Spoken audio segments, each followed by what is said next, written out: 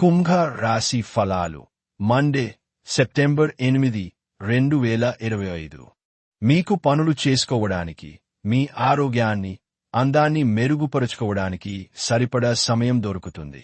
ఈరోజు మీరు డబ్బును ఎక్కడ, ఎలా సరైన దారిలో ఖర్చు పెట్టాలో తెలుసుకుంటారు.